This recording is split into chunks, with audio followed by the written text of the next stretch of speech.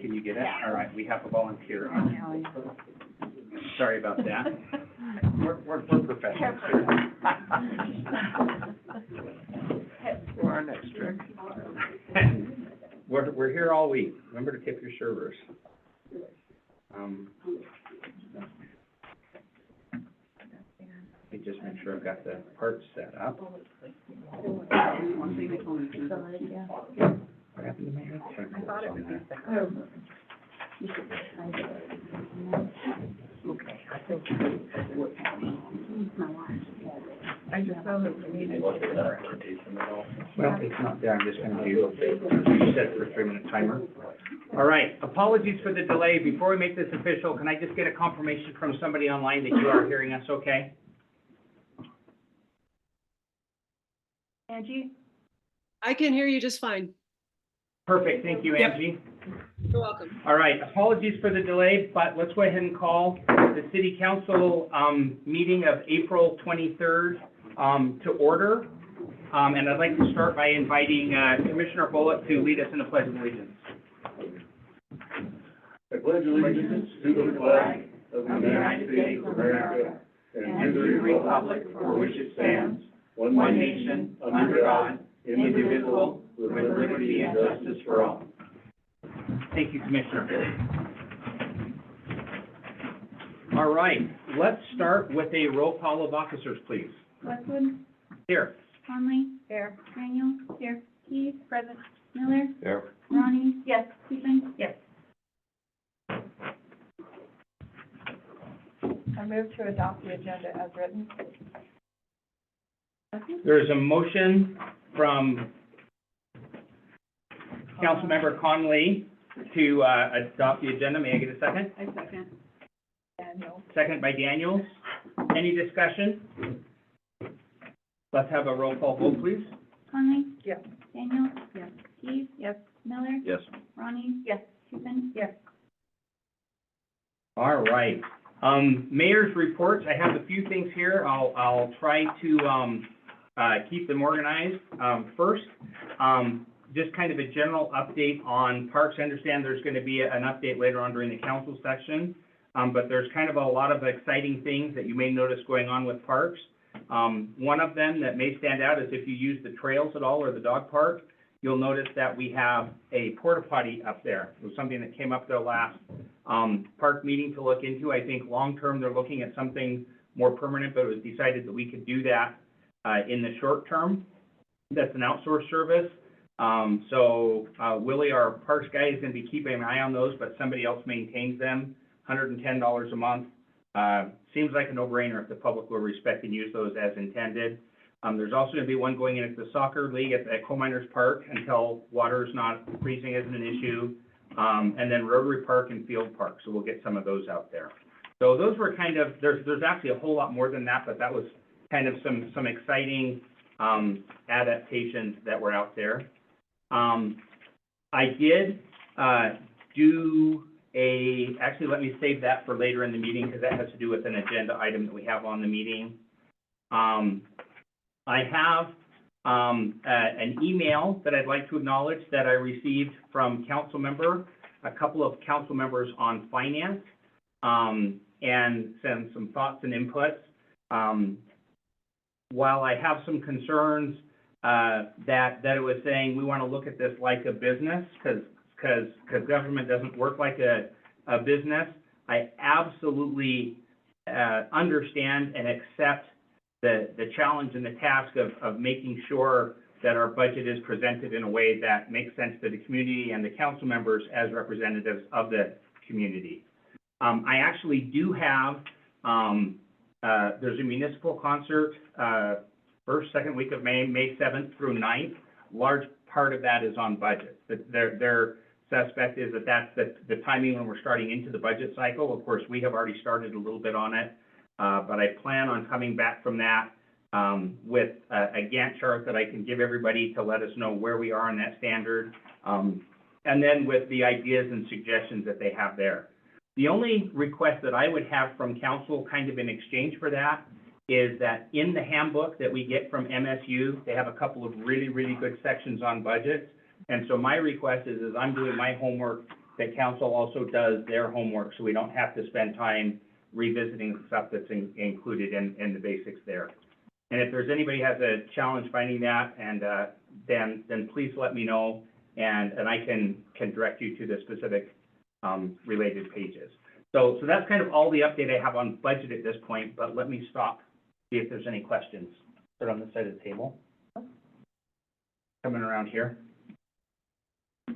All right, thank you.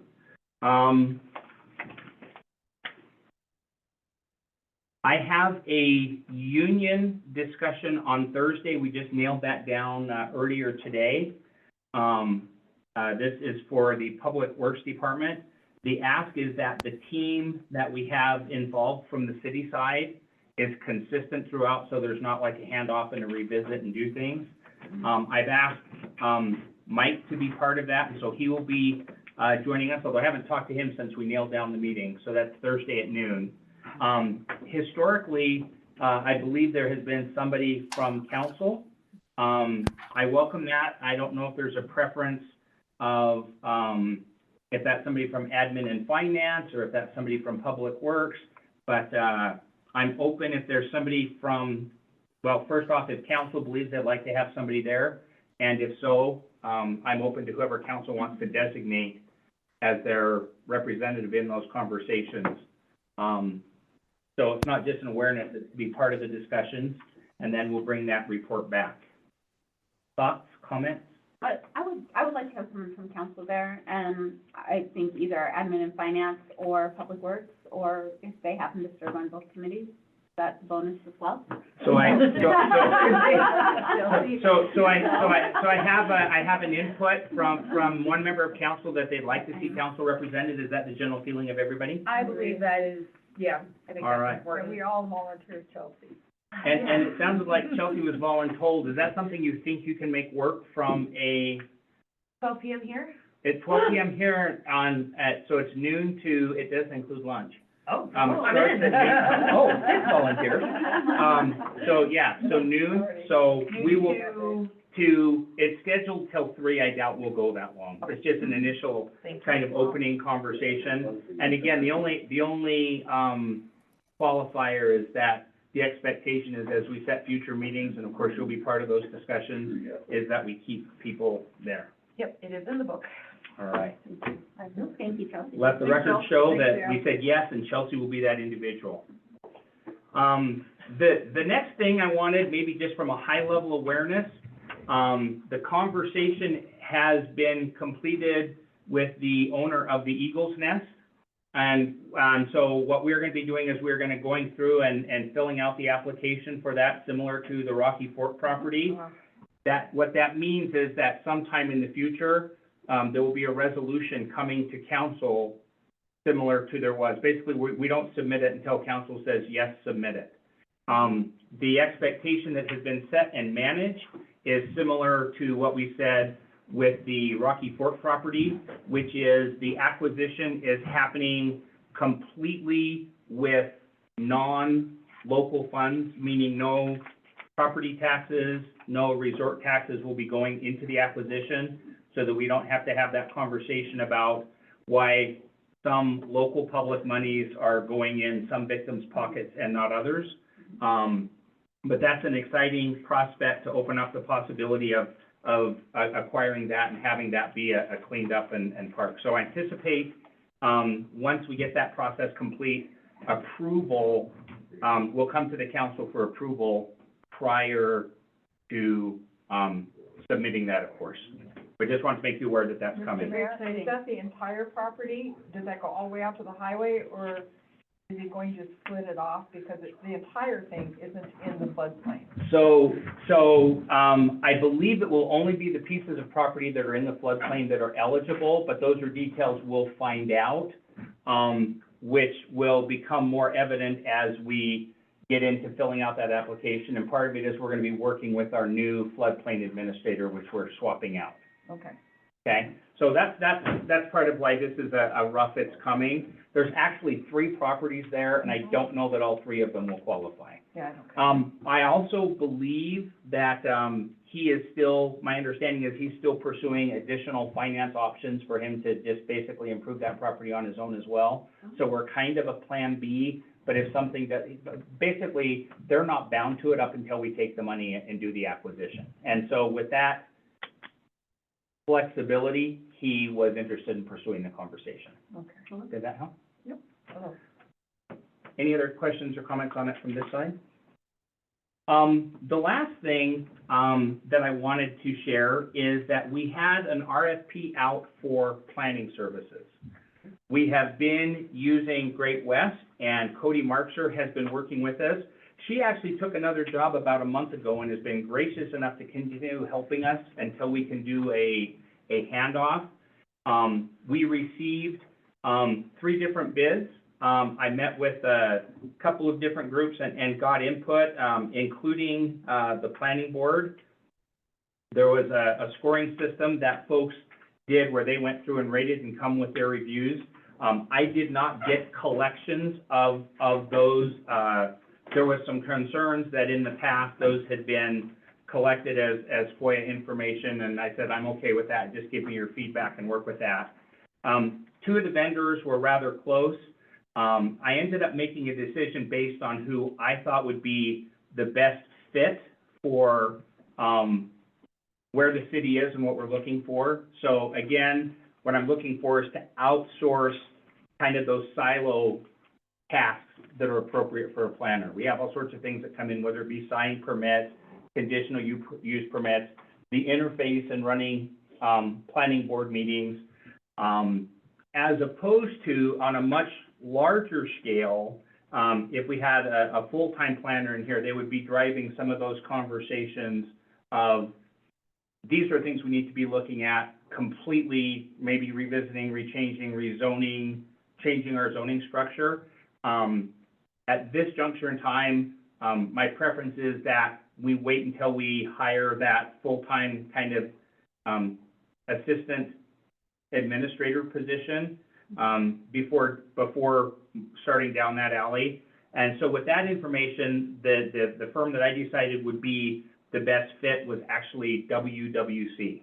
And so what I'd like to do is get council's blessing or approval on that, at which point the next step is we go negotiate a contract, which we bring back to council and have council approve that contract. And there's a possibility that we could have that done and prepared and ready to be, get your permission to execute on, at the meeting on the 30th.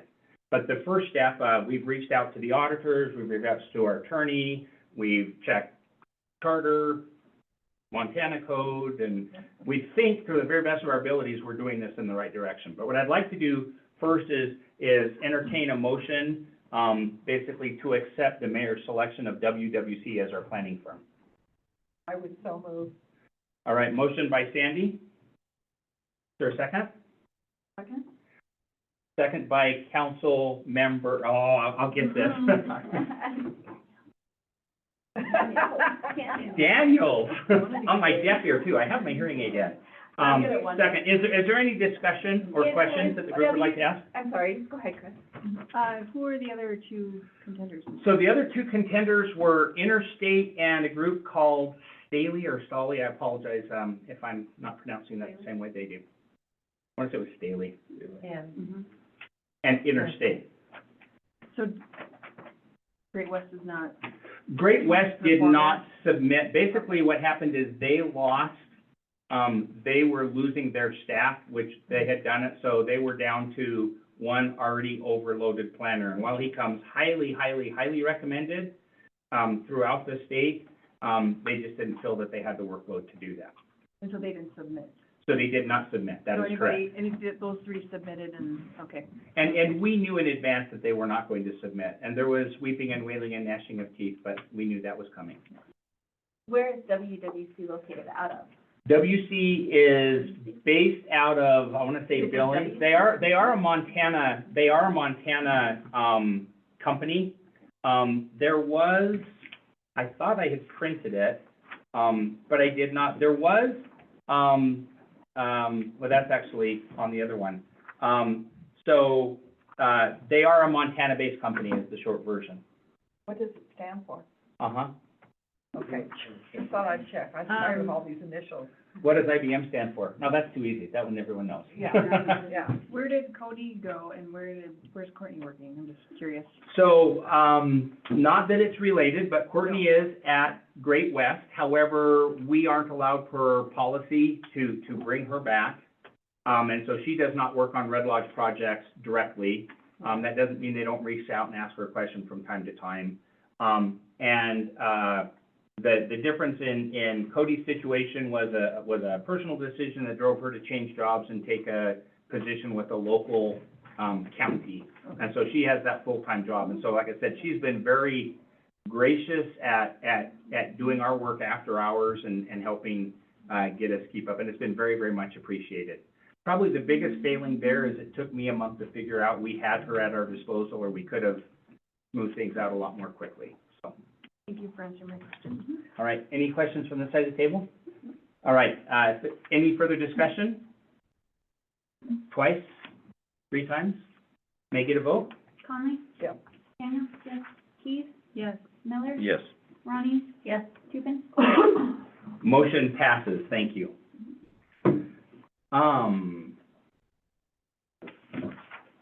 Let me see if there's anything else I had in my notes that I did not address.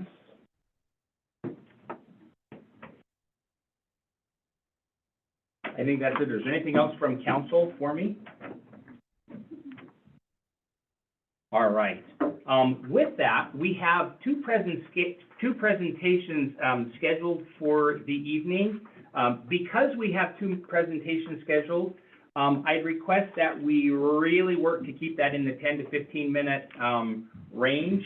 And then that'll still allow us to have some time for questions from the council, or for that matter, from the public. And so I see that you are sharing your screen. Fantastic.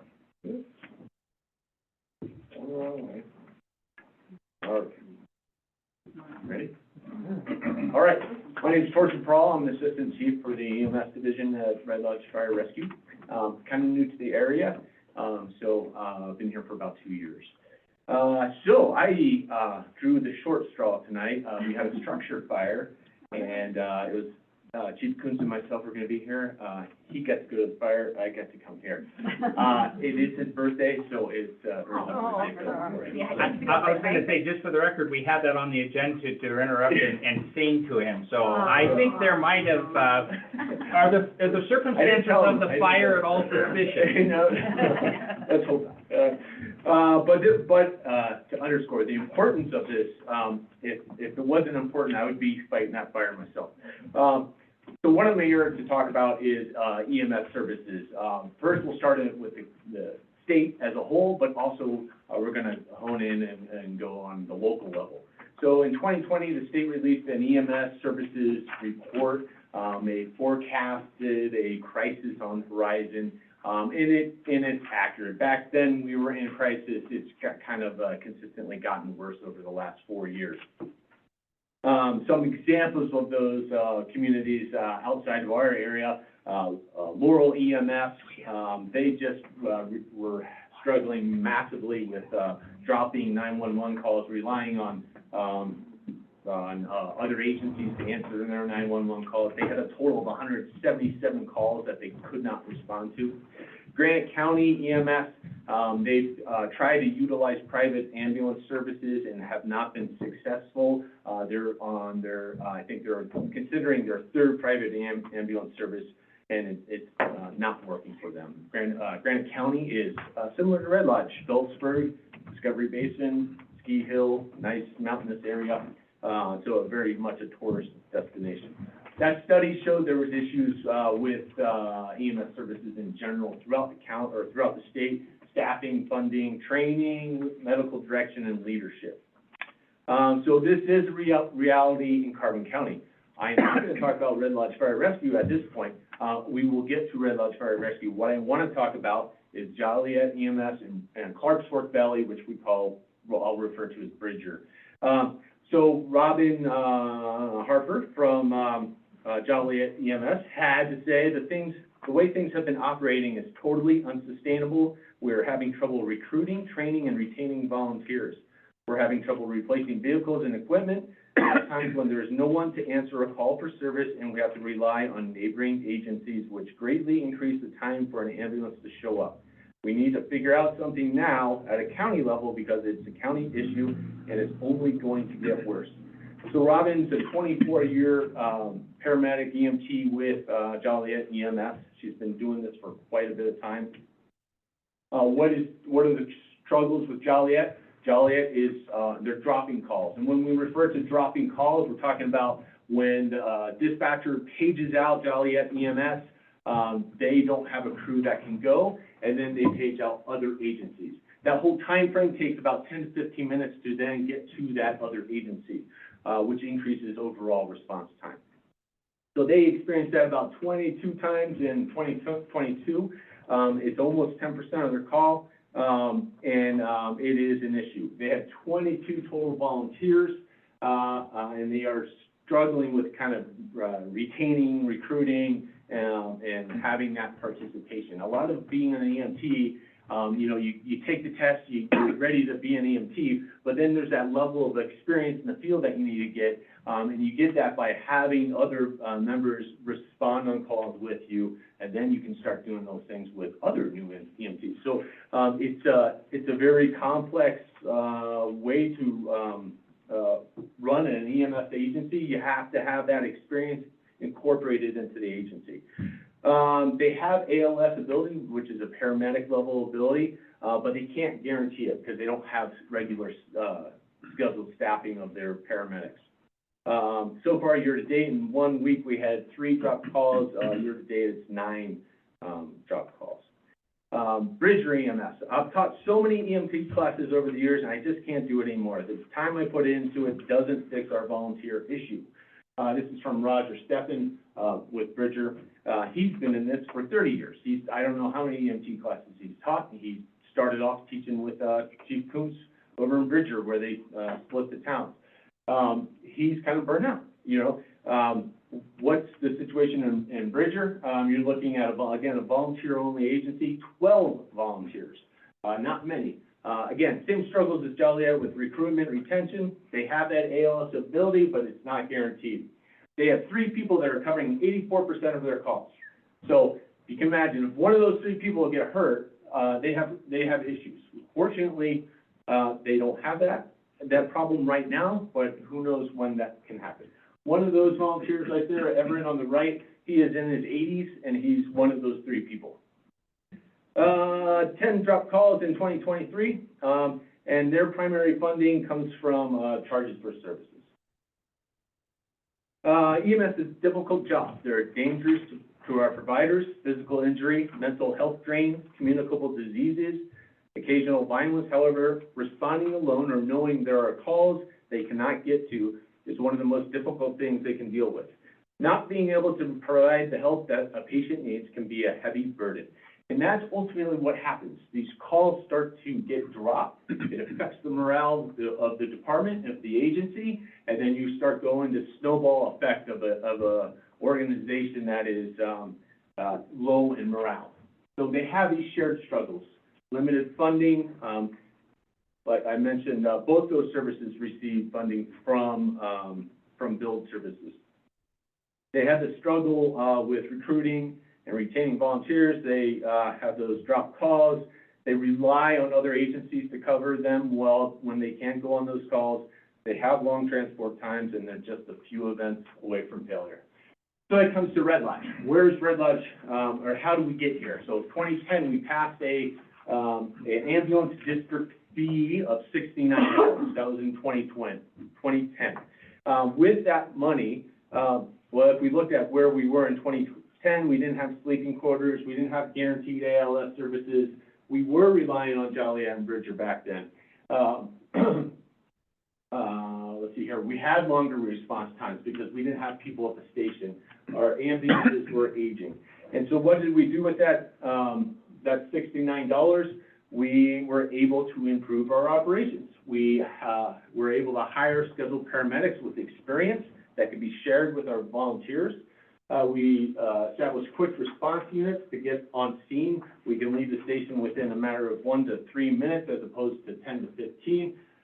We updated apparatus and equipment. We trained critical care paramedics. I said the sleeping quarters, we have administrative positions. We've modernized our operations. And to sum it all up, in 2022, we were awarded the State EMS Agency of the Year, meaning that $69 funding that started in 2010 did a good job at supporting our organization and building it to what it is now. We have over 50 volunteer EMTs on our department. We have 4 or 5 paramedic volunteers on our department, and not including the full-time positions. We also started a community care program in 2017, which does all those non-emergent but critical services to the community. So transportation to the doctors for non-ambulatory people, swing bed transfers going from the hospital to billing for a procedure, then coming right back, a whole bunch of stuff. Hospice care, bringing people home for their last moments. Providing hospice respite where your caregiver needs a break. So we bring the patient to the hospital and then the caregiver, their loved one, can take a break for a day or two while their loved one's in the hospital being cared for. I'll skip that. That is where Chief Coons is a little bit better at explaining it. So what's the impact on this levy? We're asking, so what we're trying to do here, let me back up, is we're trying to pass a county-wide EMS levy. As you know, we tried to pass a levy last year, and it didn't pass. It failed kind of miserably. And we did a really bad job at educating the public and telling them what was happening. Some of our ballot language wasn't the best, and so that failed. And we were re-examining doing the same thing again, but just in a better way with education when we were approached by Joliet and EMS. And so we decided to do a countywide EMS levy, which would then help get our funding corrected for the 2010 inflation adjustments, but also include Clarks, Fork Valley, and Joliet areas, so those 2 agencies could receive EMS funding to support them, to buoy them up in the services that they provide. So what we're asking is 18 mills. And it all depends on the valuation of your home. So a $100,000 state assessed value home, you're actually going to be looking at a reduced cost, an annual cost of $3.62. But as you go further down the road there, in the $300,000 home, you're looking at $73.08 a year. So not too terribly much more. $400,000 is $97.44. So it's not really a huge difference from what we're paying now. Almost 50% of the people in the count or in our ambulance district will pay less money than what they're paying currently. How is that funding distributed? We're planning with the commissioners selecting a committee to divvy up the funds. We're proposing a 25-25-50 split. We have 50% of the call volume, we have 50% of the population, and those other agencies have about 25% of each. And so that's kind of how we're thinking we would fund that. Where would the money go for us? It is just maintaining what we do well already. We want to keep that ball rolling in a positive direction. We don't want to go backwards. And so we've made do with what we've had, but we just can't buy the same equipment for $69 that we could 14 years ago. So we need to update that amount. And that's ultimately what we're trying to do. The benefit is we're also going to help Joliet and Bridger and buoy them up and trying to get them to our level of services provided. So I know I'm past 10 minutes, so I can stop, I can keep going. But the other option, this is my favorite quote, I would much rather take a hanging limb on and have my spouse drive me into the hospital than wait a half an hour to pay for an expensive taxi. And so that is the reality, is if we don't get funded, calls are going to go unanswered in other areas of the county, but potentially even here. And the reality is, if you get yourself to the hospital, we do inter-facility transfers, so we'll have to transport you to Billings Clinic because that's where the definitive care exists. So even for a 911 setting, we're important, but from getting you to the appropriate facility, we're just as important. So, questions? And just to clarify, this is something that is going to the voters, so this is not something that council's gonna make a decision for, this is just a public opportunity. And that is slated for the primary ballot? Yes. Okay, on Now, June go out 4th. on 10th. All right, council, I'm a little confused about the mill levy. Is it countywide? Yes. Okay, 'cause it says Red Lodge, Roberts, and Bear Creek areas. So when, 2010, we formed the ambulance district of Red Lodge, Roberts, Bear Creek, Luther area, and that's where we established this $69 fee. We're looking to get rid of that and have an or countywide EMS levy. Gotcha. Thank you. Any other questions? Councilmember Daniels, you look like you were about to say something. No, I just want to show off I remembered your name. thank you, I appreciate it. All right, thank you for your time, Yes, Torsten. thank you. No, And if you'll, go ahead and stop sharing yours, then that'll open it up for Mr. Coley to share his. Mr. Coley, are you able to share yours, or do you want me to pull it up? Or you are there?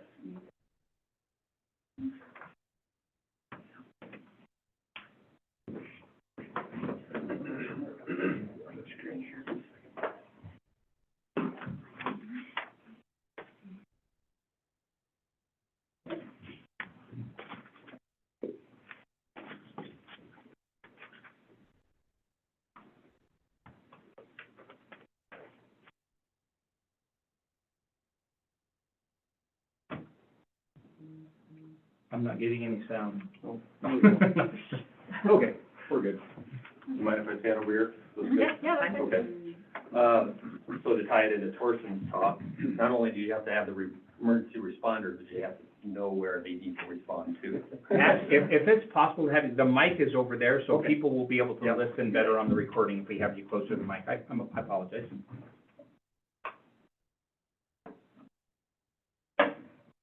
Okay, so I'm Tom Coley. I'm the GIS coordinator and the rural fire warden for Carbon County. And I guess I'm here to just, brief you on, I guess, going back to a resolution was probably 2017 to entertain the notion to renumber a good portion of Red Lodge to make the addressing more simplistic. So I'll cut right to the chase and talk about what the problem is currently with the addressing in Red Lodge. First of all, city block addresses do not align with the street numbers. And the best example I can give to that is I'll ask a council member, maybe Jody, put you on the spot here. What street do you turn on to get to 417 Platte Avenue South? 15. Good job. Thank you. You take her out. Most people do not know that. You can see, you ought to be, well, Fourth Avenue or 4th Street or 5th Street or somewhere in between, but the fact that they just don't align makes it very difficult. And it makes navigation in general difficult, especially for people who are not familiar with downtown and are outside the community. And this is not only problematic for people outside the community, but it is problematic for our emergency responders, delivery services, tourists, the whole gamut. It's just a confusing system unless you're holding your smartphone in your hand at all times. And the other thing is that, the current street naming convention right now cannot expand any farther to the north. We started with First Street at the very north end, and we've got a lot more room to grow, but we don't have the number of streets to expand in that direction. So those four things are primarily the problem at hand. So before I talk about the fifth, I thought I'd just very quickly just give you some background on the streets and avenues and the addressing system in general. So real quick, avenues are oriented north and south in the community and are named. Streets are oriented east and west and are numbered, going from First Street at the top all the way down to 23rd Street at the south end of town. Most avenue and street naming conventions apply mostly downtown area, although there are a couple up in the golf course and up in the spires that also use avenues and streets as suffixes. When you look at addressing, we use a specific addressing model called the city block addressing system, which basically reserves up to 100 addresses per block. You got your 100 block, your 200 block, your 300 block. The origin of this addressing system, as most of you probably know, is at the center of 11th Street and Broadway Avenue. Okay, so from this origin, all the numbers increase both east, west, and north and south, right? Okay, so the way the city was laid out, most of the homes in the city were aligned to the avenue. So 90% of the address structures in town are from the avenues and not the streets. That's important to remember. So again, systematic, even numbers are on the east and south side of the streets, odd numbers on the west and the north. And what we did, we took this block system that is mostly confined to the downtown area, and then we extended it northward, even into the golf course and in the spire. So that same block system we use for addressing extends in those areas as well. So this is just kind of a blow-up of that same kind of block system diagram. That centroid is 11th and Broadway. You can see you've got your 0 to 99 block, your 100 to 190 block, going out all different directions. So think of it as the city's kind of laid out in quadrants, north, south, east, west. Here's an aerial map that shows what it would look like from the air. On the left hand or on the east side, you've got your even numbers, 2, 8, 10, 16, 20. On your west side, 1, 5, 9, 11, 15. We make some accommodations for these back ones with either a half address or unit numbers. Here's an instance, here 109 11th Street, where on the back lot, the subunit or the auxiliary dwelling was turned and faces the street. So we've given that the street address. Okay, so moving right on to the fix. And again, this is not my proposal. This is not my idea. This comes out from back in 2016. The fire chief, the chief of police, myself as emergency services, all recognized the problem at hand and said, well, we probably could fix this. What's it going to take? And we made a proposal back then to essentially rename all the streets in Red Lodge. The streets, not the avenues, okay? So what this would entail. Just for clarification, what you're talking about is the east-west divides. Now, when you say avenues, you're not talking about the in-between things that we all think of as avenues or the The alleys. avenues and all the addresses would not change. Broadway Avenue, Flat, Hagan, none of those. All the named streets would remain the same, no changes. The streets, the numbered streets, would change. They would still be numbered streets, but they'd be configured differently, okay? So the way it would work is we would designate a baseline street, which is currently 11th Street, and call it Central Street, or I think back in that day, there was actually a Mount Maurice is what Mount they came Maurice up was with. chosen as a possible. So, and then from there, we would establish number streets originating from that baseline that would increase both north and south. So you'd have a First Street north, a Second Street north, and so on. And going south, you'd have a First Street south, a Second Street south, and a Third Street south. A little redundancy there, but that post-directional notation is critical in establishing the north versus the south. The one thing that's sometimes hard to comprehend is that we would move the address origin from 11th and Broadway, and we push it way out to the east.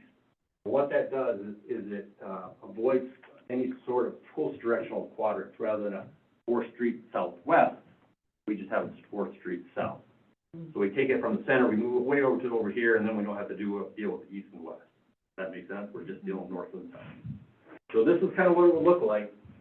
Origin way over here, 11th Street, and then going down and up. Make sense?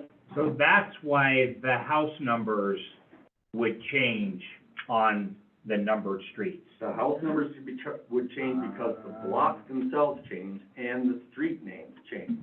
Whereas this would be 10th Street, would now be First Street. This would be 9th Street, this is now Second, and so forth. 13th would be First, 14th would be Second. But what we're proposing is not only changing the name of the street, but the house numbers themselves would change by relocating to the east. Yep, And that's numbers and names. Only the houses that face on a numbered street. Correct. And Or businesses. let's that talk they- about exactly what that means. So before I get into how many would be impacted, let's just briefly summarize the positive impacts of this change. First off, at the end, when it's all fully adopted, we would have an intuitive, convenient addressing system.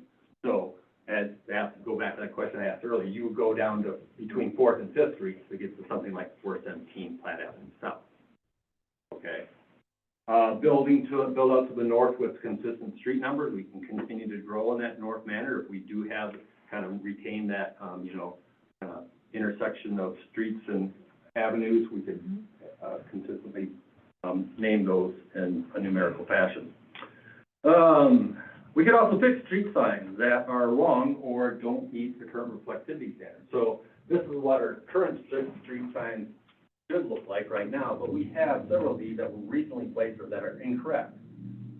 Two reasons: because they were spelled out and they don't have that post-directional notation. So I can't tell you if you're on the east side of Second Street or on the west side of Second Street. That's a big deal. Didn't they do that with Broadway too? They did it with Broadway, they did it with First, Second, Third Street, maybe more, perhaps. So there are some out there that are just wrong, and in general, the street signs are old. They do not meet the high-vis standards that are in place today. So the negative impacts. Okay, so we did a quick analysis. Actually, Mike did one independently of mine, and we came up with the exact same number. 151 structures, roughly 8% of the number of red lodge structures in town would need to be readdressed. And these are all the ones that are currently facing the streets. These include businesses, be real. Carbon County Administration, sorry, Commissioner Bullock. So Wildlife Sanctuary, Civic Center, and so forth. You see the list there. Those are all businesses that would be impacted. And we realize that's not trivial. That's a big hit to these businesses who have all that marketing material out there, business cards and so forth.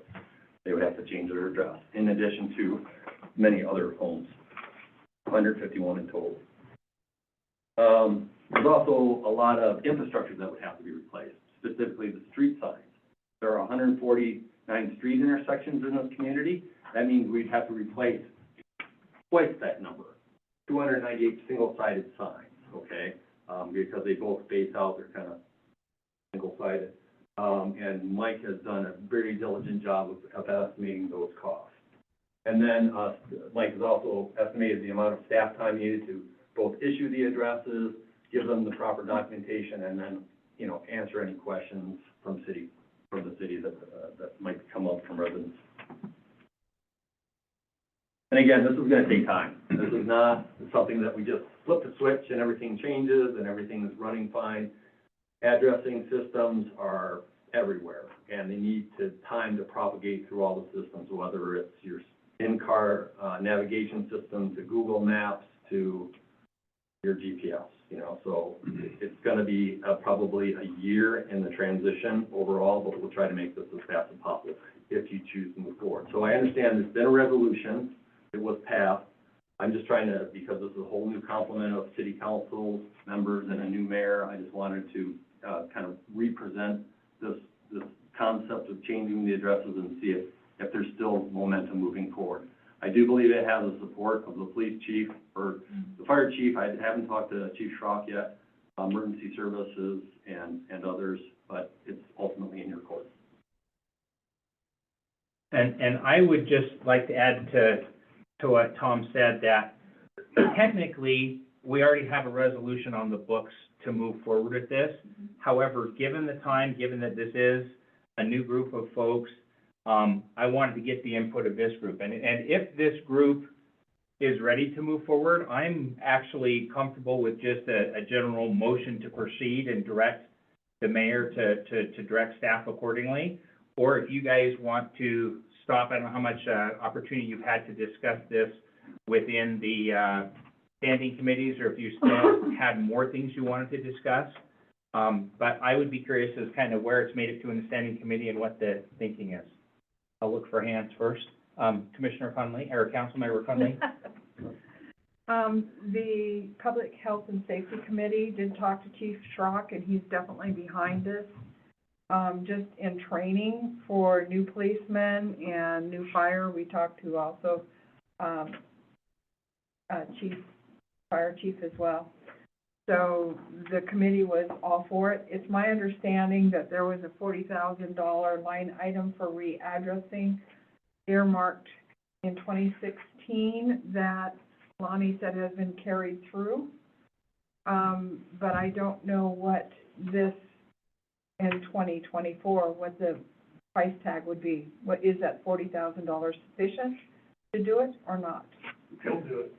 Yeah. It'll do it. Mike put together a really nice budget for that, and, I think you didn't put in the staff time for it, but, if my memory serves, it was like 19,000. Yes, 18 for supplies and Yeah. resources. It was detailed, and we can send you a copy of that if you There's Yeah. time budget in there, but I didn't put any dollar amount. Those weren't hard costs because they didn't impact the budget, that's just what they were doing. Right. Councilmember Keys, anything else you want to add? We talked about it in Public Works, and I think we are all supportive of that. I think the one thing that we wanted to make sure happened was to send a letter out to those 151 addresses and, have a meeting so they have the opportunity to hear all of this information rather than have it, get dropped on them. Thinking that that would also mitigate some of the phone calls that the city hall staff would have to deal with later on if they understood. May I ask for some clarification? Is your intent to have that public outreach before making a decision, or to make a decision and then just making a solid commitment that we recognize we're gonna have to do some public outreach and messaging?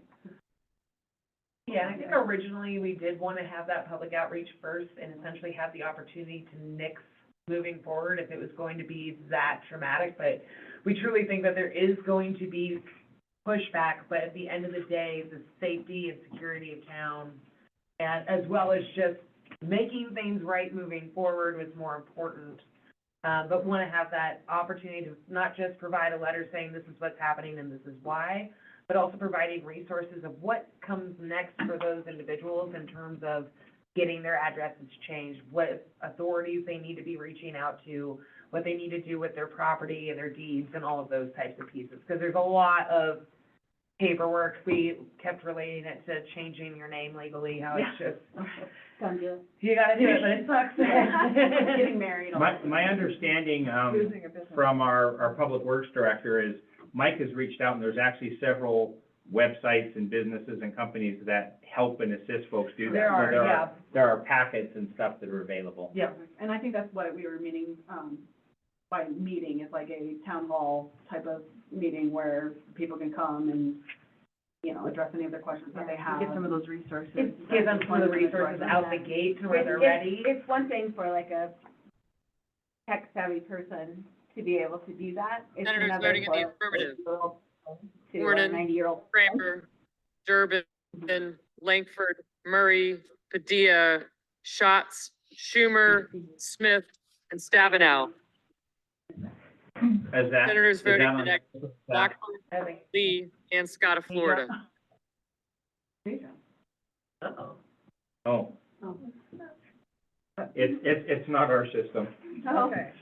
Question if I may, for Tom, does the level of disruption drop or change significantly if the east-west is not relocated out of town? Because my initial thinking is the numbers wouldn't change on the houses, but recognizing that reference point for the east-west is moved to the east, I understand the value of that.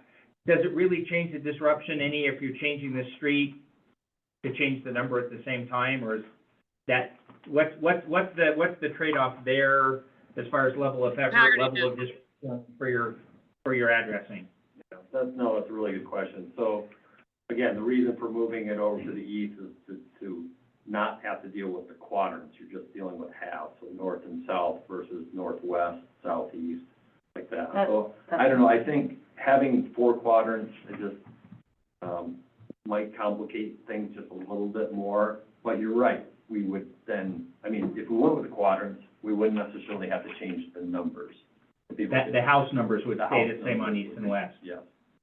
So it's a trade-off either way. Yeah, and that had always been my understanding. I can understand that, I just look at the level of effort going up accordingly. Mr. Sullivan, So aye. Mr. Schmidt, no. Is that you? It's not me. Okay. If you do, as far east as you can go, does it follow the creek then? It doesn't really matter, it's just a kind of a Alright. false east, they call it, so. Rubio, Okay. no. It just starts whenever I talk.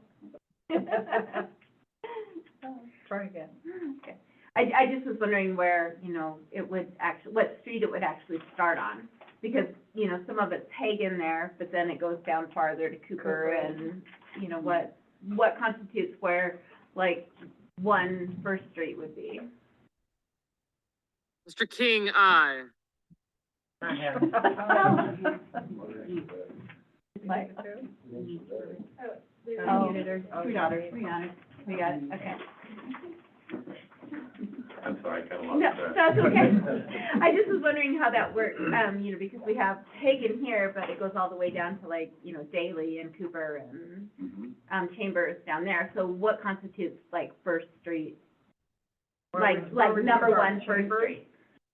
It would be here, It would start at 13th Street, so again, line this way, so Right. going north, let's see, that would be 10th Street, would be First Street South. Right, but where, for the number, We're where talking does about the like, east-west where's side. one Where's the First one Street? hundred block? Oh, Creek, Where's it's just one? called Creek. Okay, so, Cass Island at Rock Creek. Yeah, okay, exactly, somewhere Okay. where the city isn't gonna expand.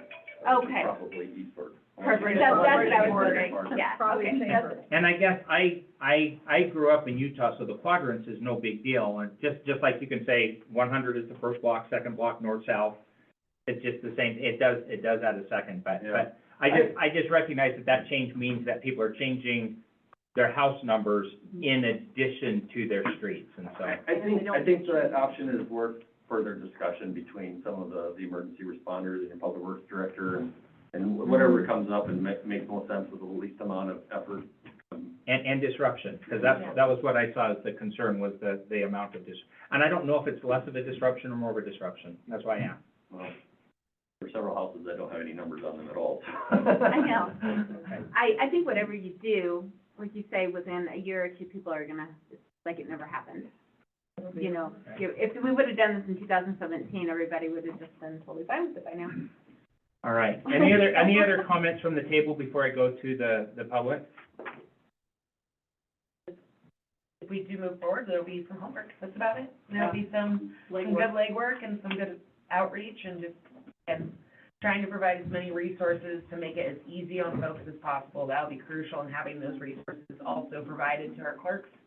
So then that way, when they get those phone calls, it's easy for them too.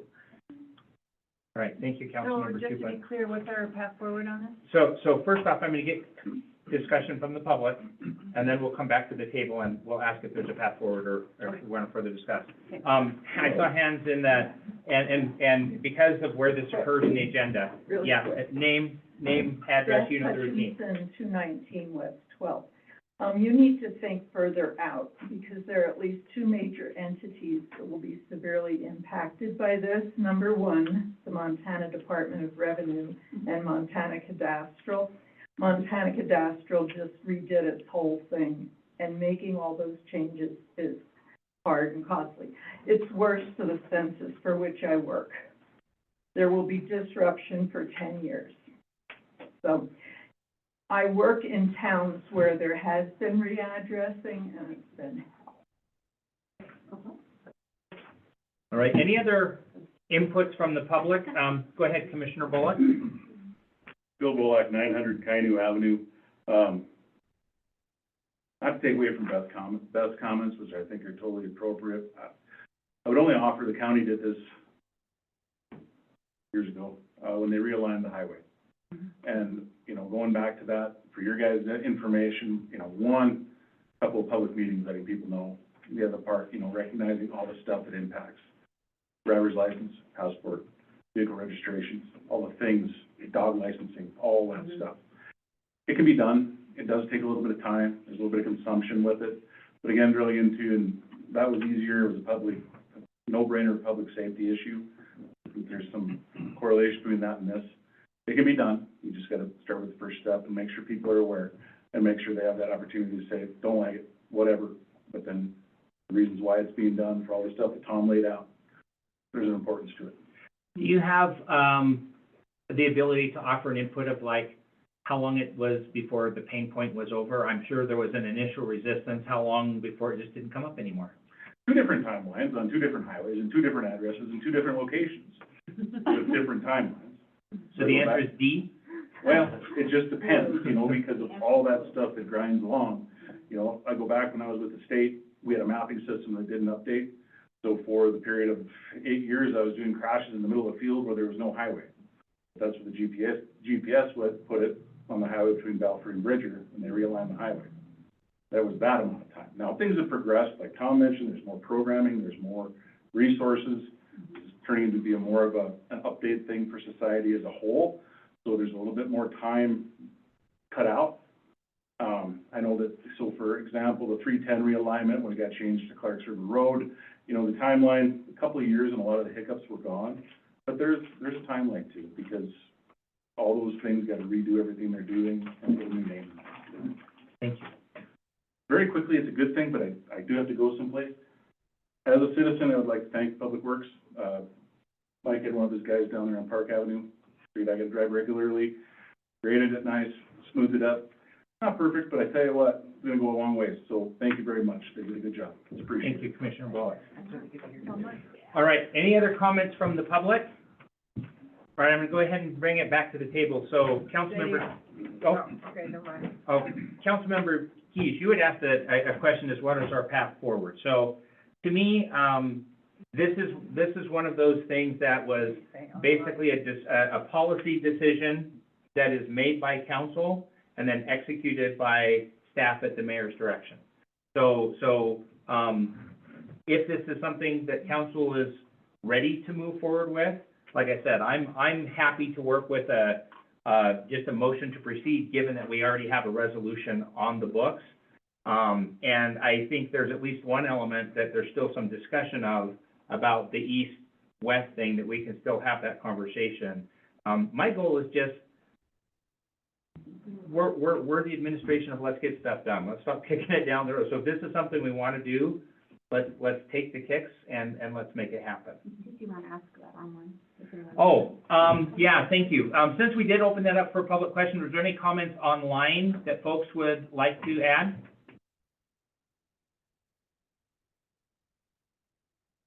I am not seeing any mics light up. All right, sorry. Councilmember Keith, did I understand your question properly, and did I address it? So we need to then tell you we want that on the agenda? Let me ask, who thinks they're ready to make a decision tonight, or they know what their direction is, just by a show of hands? I know what my direction is, but I would like to have some more public input on that. Okay. I- Maybe next time? I'm okay with waiting. I don't think it's gonna kill us to wait 2 weeks to make a decision. Yep. So, what we'll do is we'll just, like I said, I think when we're ready to move forward, it'll just be a motion to proceed.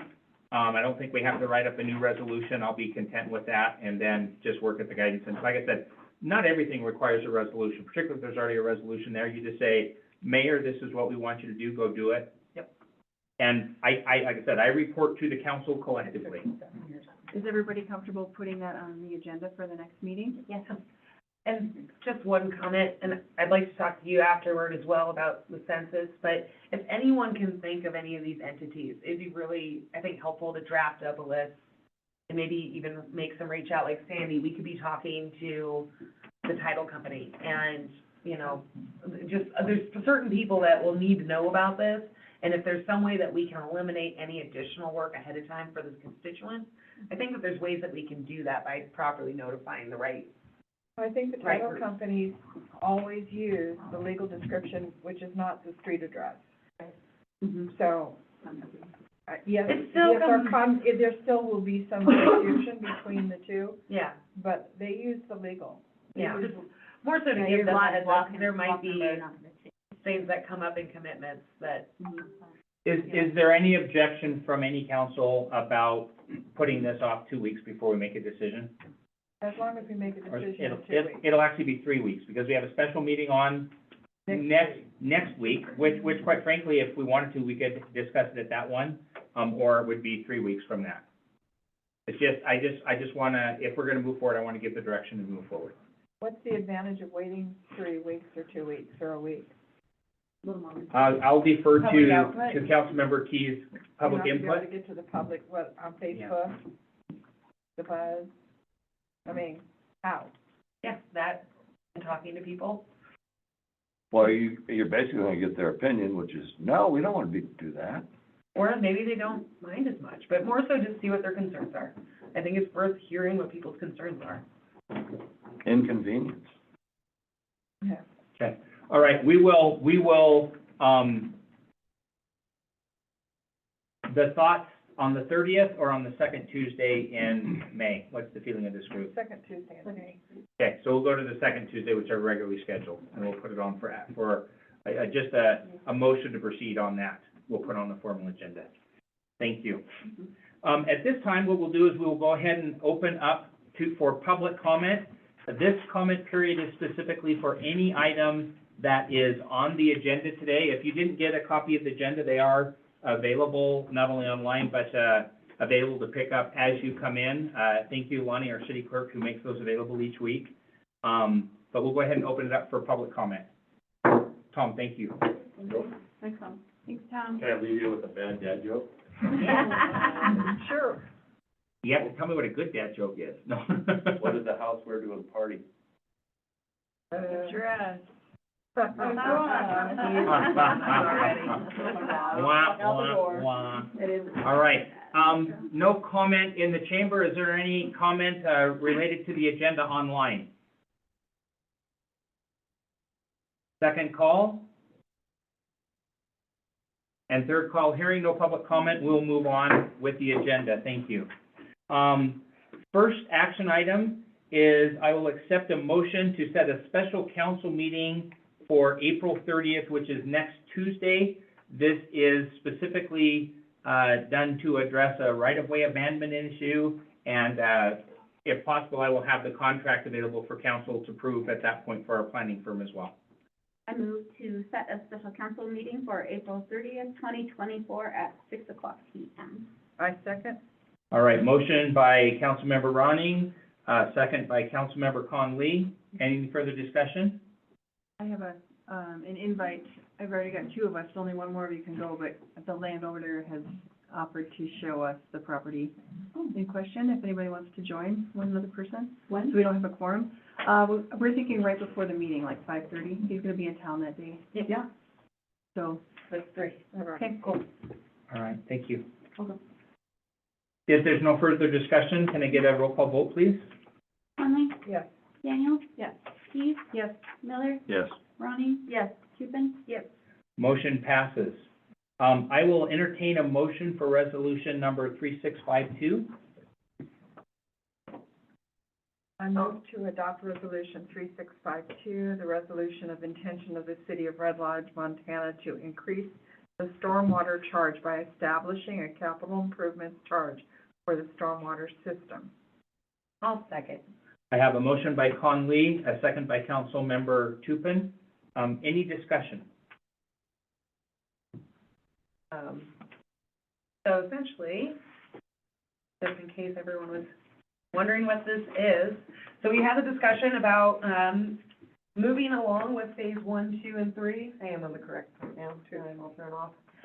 But phase 1, 2, and 3 for the, capital improvements for updating our stormwater, we were addressed with how it is pressing at this time.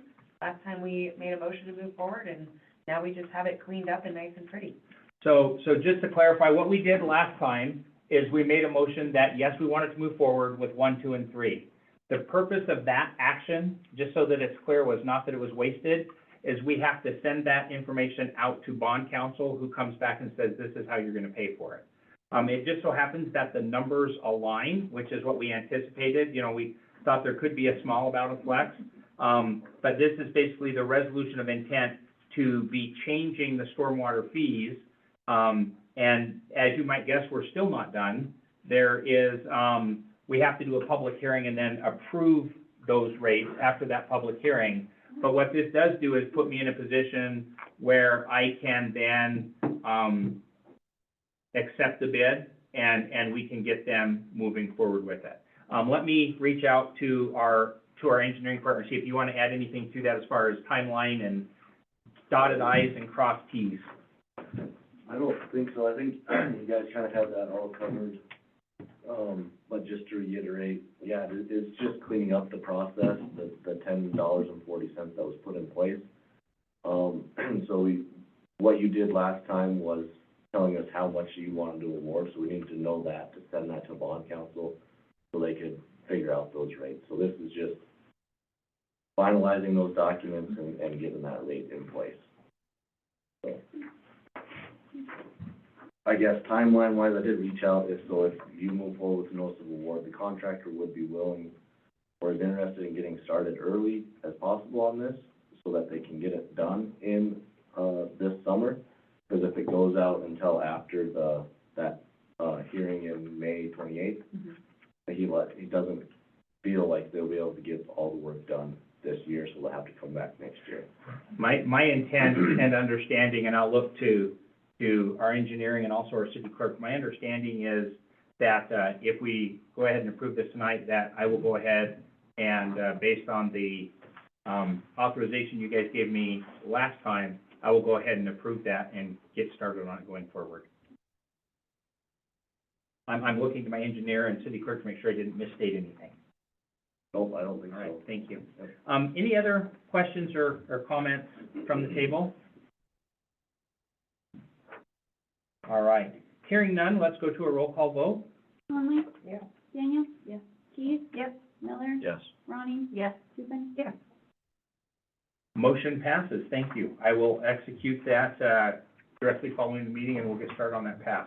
Again, just remember that, we still have a couple of i's to dot and t's to cross, but we have basically made a decision, to move forward with that. So just make sure everybody's clear with that. Great. All right. It's like, didn't we do that last time? Yes, we've now made the decision twice, and we'll get to make it one more time before we're done. All right, I will entertain a motion for number 3648. I move to approve resolution number 3648, resolution by the City Council of the City of Red Lodge, Montana, authorizing the city to enter into an agreement with the All Nations Garden Club of Red Lodge for the care and maintenance of Pride Park, a city-owned property. And do I have a second? I'll second. Sure. All right, I have a motion by Councilmember Keys, and a second by, Councilmember Daniels. And just to summarize this, is, they executed an MOU between the City of Red Lodge and the All Nations Garden Club last February of 2023, but they didn't have the direction of the council, so this is basically authorizing the mayor to finalize the MOU agreement and take any necessary actions to implement it. Simple, straightforward. And just for clarification from the council, is there any objection if I sign that for the standard 5 years, which will extend it out for 5 years from this date, as opposed to 5 years from the 2023 date? No, yeah, I like that. Okay. Because it's actually in. I was just gonna ask if there an end date, but 5 years sounds. Yeah, so MOUs are traditionally 5 years. And so I will, direct, staff, specifically our city clerk, to prepare that for me, and then we will authorize an updated version, assuming that passes. Any other further discussion from the table? All right, roll call vote, please. Conley? Yes. Daniels? Yes. Keith? Yes. Miller? Yes. Ronnie? Yes. Susan? Motion passes. Thank you very, very much for that. All right, at this point, let's turn, over to council part of the discussion. Am I right? You're looking at me like I'm wrong. No, you're right. All right, I was just checking. So, this is, going to the Public Health and Safety, which is, Committee Chair Conley. Would you like to address the things from your standing committee, please? You wanted to talk about the fireworks discussion first? I'm turning it over, you can talk about it and whatever you'd like to. We'll just start off with fireworks. Yep. As you may have heard at the last few meetings, we were discussing making the discharge of fireworks legal on the 4th of July between noon and midnight only. Obviously, it happens anyway. Our police department gets calls that about that as a nuisance when they actually have calls that they need to do that are, have more importance. So the concept is that if we passed a resolution through the city council to change the current, resolution, it could actually be ordinance. It could be an ordinance for this year, actually. Or do we put it up to the voters to vote on it? The good news and bad news about doing it through the voters is if we do it through the voters, it's really hard for them to change. It would have to be changed again by voters. If we do it by changing the ordinance, the next city council could change it back if it didn't work, or make changes to the timing or any of that. So it's easier to change if in fact this simply doesn't work. We did get a letter from Pete Critelli, who has served as both sheriff and police officer in Red Lodge, that this could be a real big problem, because right now we have a few, and it could be everybody, and we all know that we found discharged rocket things in our yards. Even, the problem is they do it anyway, so we were just thinking of making it a little easier. What we're asking from council during this discussion is we have three choices. We can, number one, we can revise the existing ordinance. Right. We could bring that forward to council to vote on, to allow fireworks on the 4th of July only from noon until midnight. Number two, we have a resolution ready to go to put it on the ballot where the voters vote for that same thing, to allow the discharge of fireworks on the 4th of July from noon until midnight. Or number three, we always have the option as council to just leave everything as is. So what public safety is looking for is, which option does council want to do? That's the discussion. So we'd like to hear from you, all. As Jensen said, if you do pass it, if the voters pass it, it does make it so that, you know, future councils won't readily be able to come in and change it. But future councils could also say, you know, people complain about, well, you know, it was voted on, the majority of the people want it. Or if people come in and say, why can't we do fireworks on the 4th of July? Well, you can't, because the majority of the people voted no. So just to add to that, it is within the duties and the job description of the legislative body to set policies through ordinance. So this is something that is absolutely within your powers to address, whether that be to do something or to do nothing. And as mentioned, future councils may come and change and visit that. And in fairness, I think this is something that has come up repeatedly every couple of years. And I will tell you that it's a very passionate topic. There are people who love it. There are people who hate it. There are people who have dogs that don't like it, but we deal with it. I'm one of those. There are people who have served our country that it's stressful. So I think there's arguments for on both sides. So it is certainly within council's purview to make a decision and do that. So I don't want to downplay that in any way, shape, or form. Alternatively, there is one approach that has been raised, and comically, we've called it kind of the coward's way out of, let's give it to the voters, which is, there's validity to that, right? I mean, it's like the most democratic of things that there is give it to the public and make a decision. But there's also pros and cons with that approach as well. Did I restate that accurately? Yes, you did. But just know, Chief Shirok, if we do nothing and the ordinance stands as is, he and his department will do everything in their power to enforce the ordinance. But you have to realize that these calls, a lot of times, are a secondary priority. And by the time they're able to get to the place where it's being reported, a lot of times they're unable to locate the culprits. It is the job of the mayor and staff to do our best to enforce the ordinances that you guys set forth. I know, So he is not saying he will not enforce what's out there, he's just saying it would be it easier would be on his, prioritized. it would be, right now, if we did make it legal, it would be easier on his department. And the 911 dispatcher. And the 911 dispatcher. Well, they would still get calls, but They- people would not know of the ordinance. Right, being they will likely. still get calls, but the difference is the 911 dispatcher says, it is now legal in the city limits of Red Lodge from from noon until midnight on the 4th of July, and a call would not go out to the police at that point. I have a question. What was the thinking on doing it all the way to midnight? When many people- Because it's not dark, because it's not dark until 10. Yeah, usually Because our, 11. yeah, yeah. But could it end at the same time that the city fireworks end? I mean, assuming we have city fireworks? They're done by 10:30, so I think you'd have a hard time. I mean, it's definitely worth a conversation, but basically it doesn't get dark enough to shoot fireworks off until like 10:15, 10:20, and those fireworks are done by 10:30. So you're basically giving people like A little bit after that. yeah, I don't think that would, I think we would get a lot of people going until midnight then, and you'd be right back in that situation.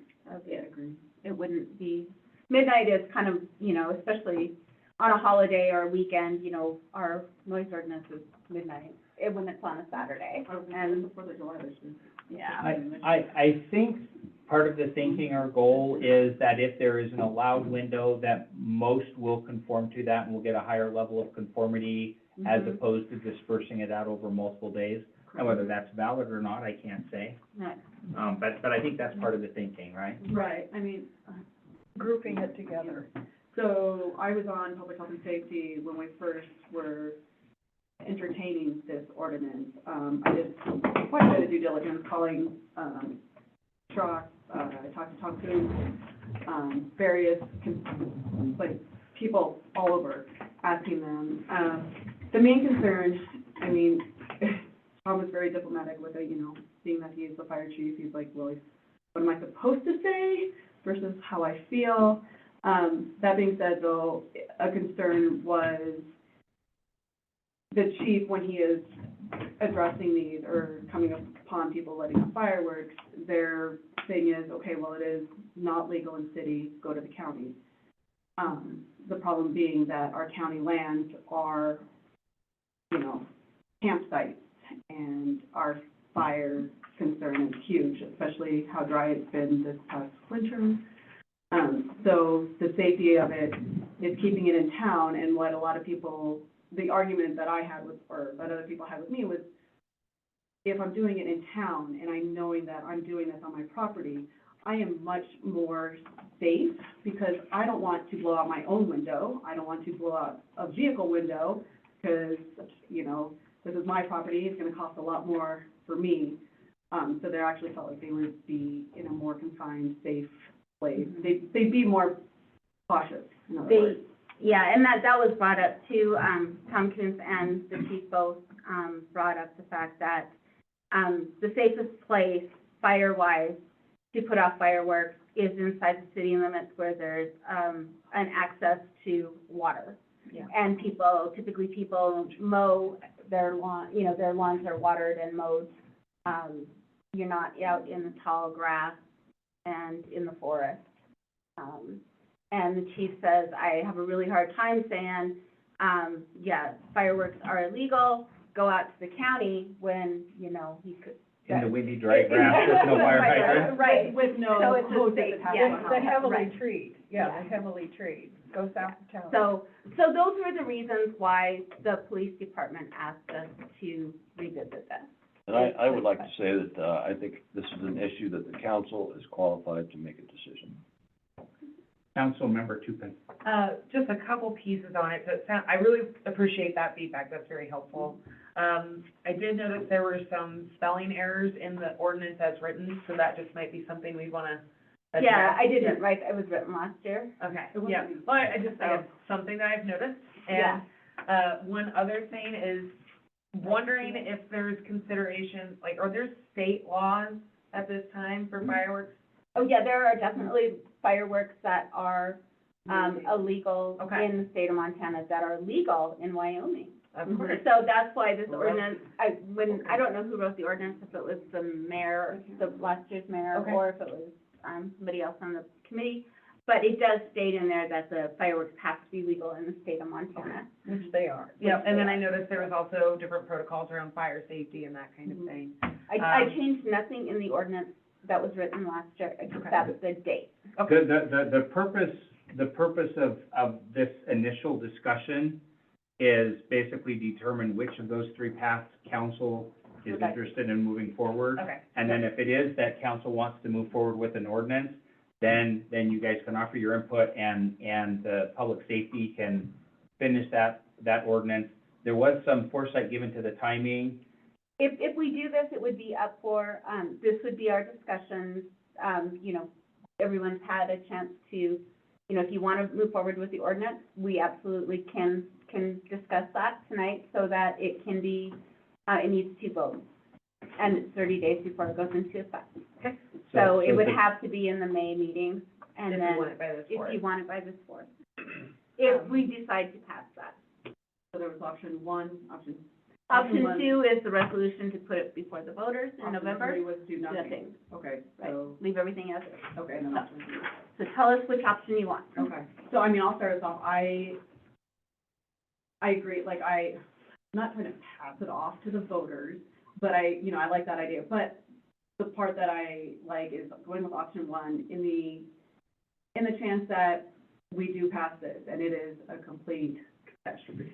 Yeah, exactly, like, huge catastrophe, like, just fail on all levels, that next year we can address this ordinance and be like, whoa, let's do something about this, let's reel it in, and we can, it's more of a timely matter where we can do it that way versus the voters putting it more, So you vote ordinance, yeah.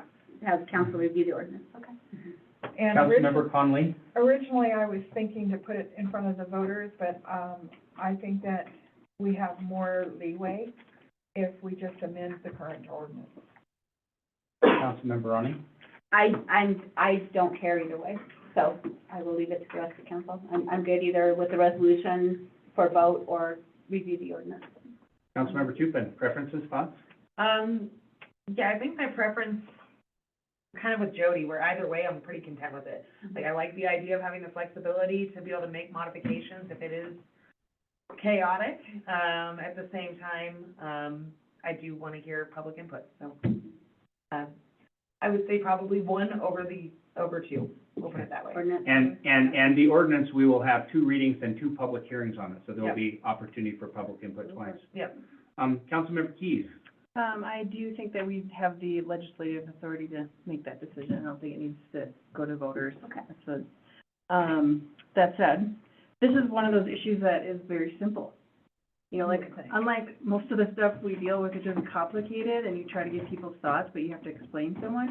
Like, this is pretty cut and dry, and I like the idea of, I mean, nobody I know likes fireworks in town, but maybe I don't consort with those kind of people, I don't know, but I am going to, do a straw poll or maybe on my Facebook page and see what people think.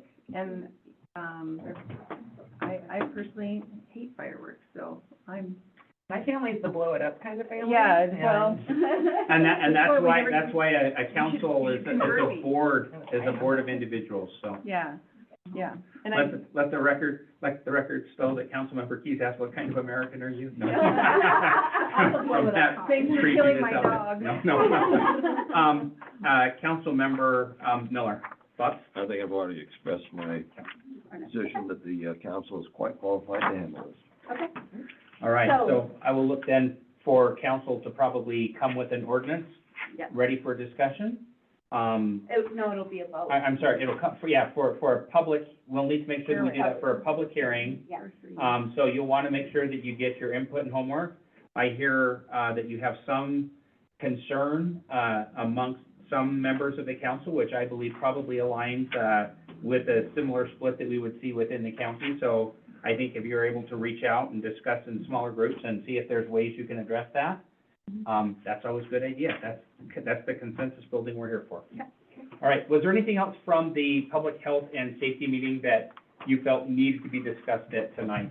Yeah, Chief Schrock gave us some good news that, the school board reached out and would like to have a, school resource officer at middle school and high school, and right now they've offered to pay half the salary.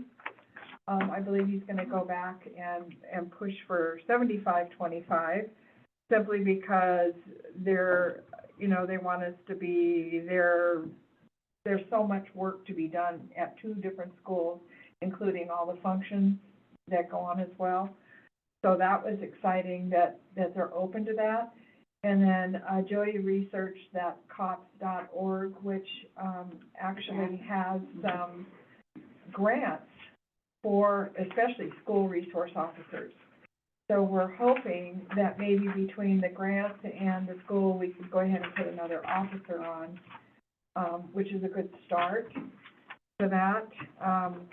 We'll see where that goes. So we're hoping for grants from cops. So we'll see how that goes. We did, last year, Councilwoman Jen Battle said that if we ever needed a grant writer, she would be happy to do so. So we did mention it to Chief Schrock, and he actually had a meeting with Jen today. So we don't know how that came out, but he was going to approach her with that. Well, and with that, I did ask, the chief to possibly visit with you about putting a line item in the police budget for, grant writing assistance.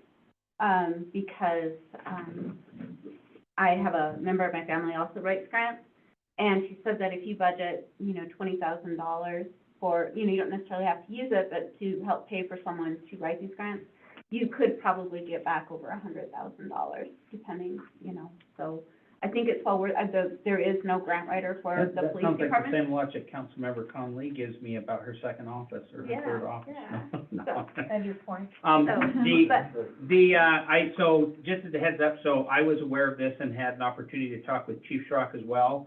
And the initial pushback was, how much of the officer do they want? That's how much they pay for. If they want the officer 50% of the time, then they're paying 50% of the cost. But if the school year is closer to 75% and they're utilizing that officer full-time, then they should be paying for the services that they get.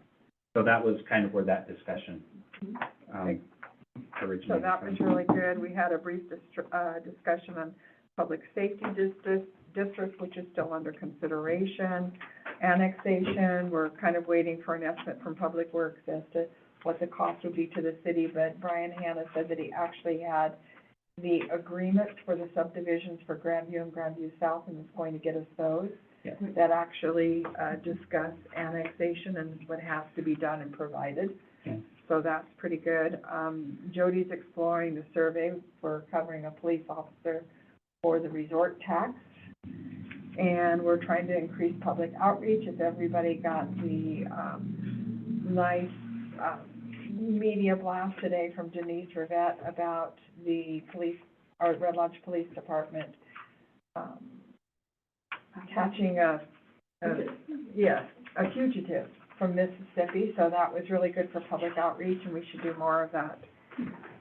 We also discussed that we need to include promotional parking permit, like the Ghostbusters car that's parked in front of the movie theater for a week or 2 weeks when it's really only supposed to be 4 hours. So we're kind of playing around with that. That's it. I missed the first part of that, but, okay.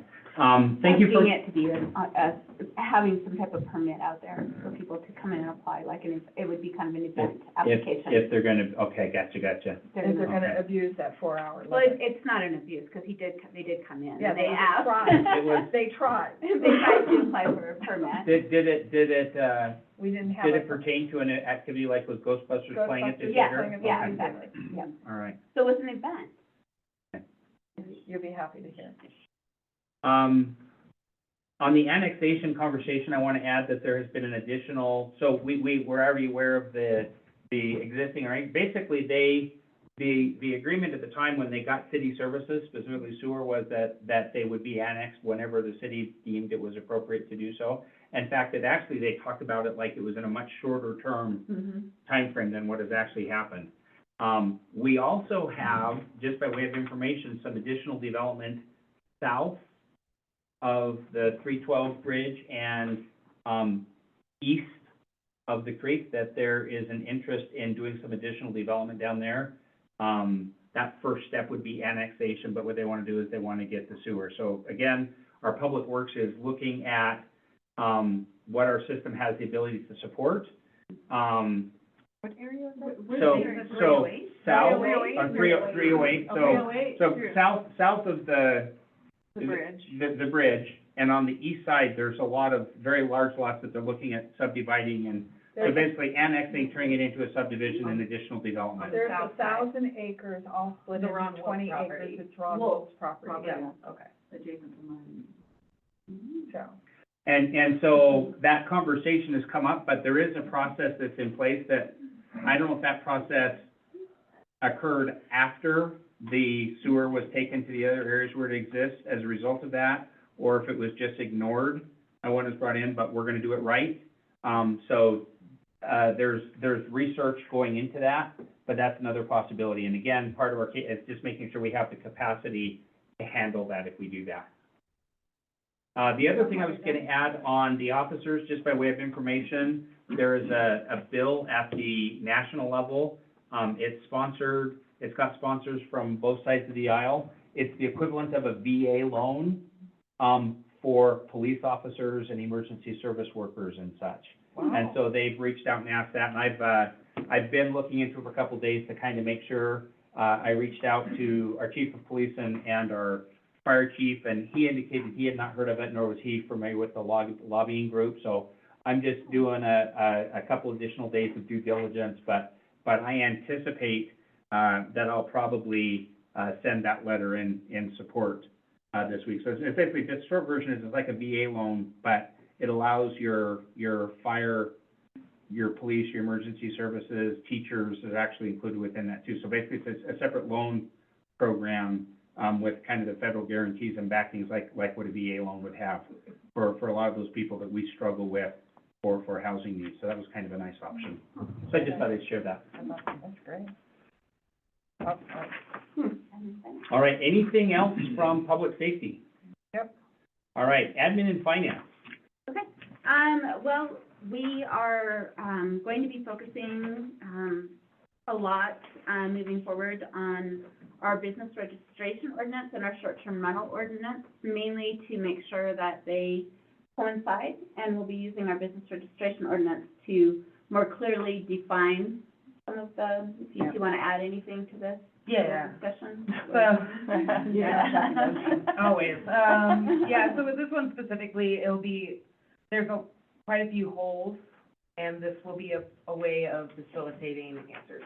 So just in process, what happens with caps, what happens with certain types of properties, really creating clear definitions and creating clear process for the city clerks to be able to do their job appropriately. So, it's gonna take a bit, and I think it'll work out nicely, though, to be able to work with the ordinance for STRs as well as combining that with the business registration ordinance. I think it will make it a little bit more cohesive, and consistent, and I think it will provide a lot of clarification across the board.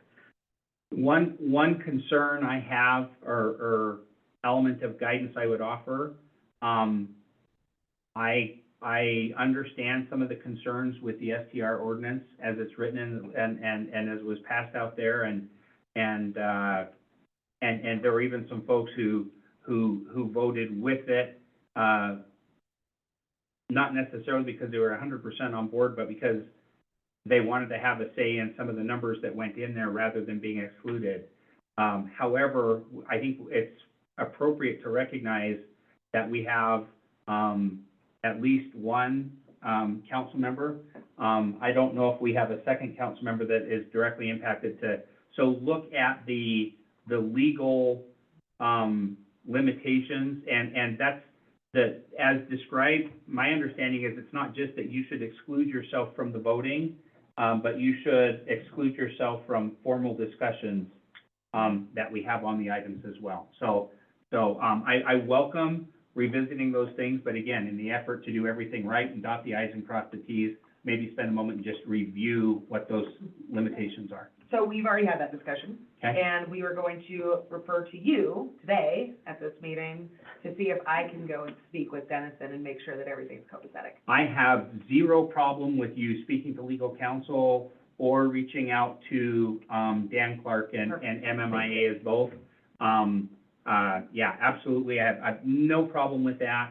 And and maybe he can provide you the guidelines of what you can do. But again, when it's defined as a conflict of interest, which there's a very specific legal definition for, my understanding, and I'm not the attorney, my understanding is that you should excuse yourself not only from the actual vote, but from the discussion leading up to that vote. So it's okay, it's just one of those realities that we have to deal with. And to be fair, a lot of what we're, going to be discussing is more cleanup and defining, so. And they may not be conflict of interest in that particular case.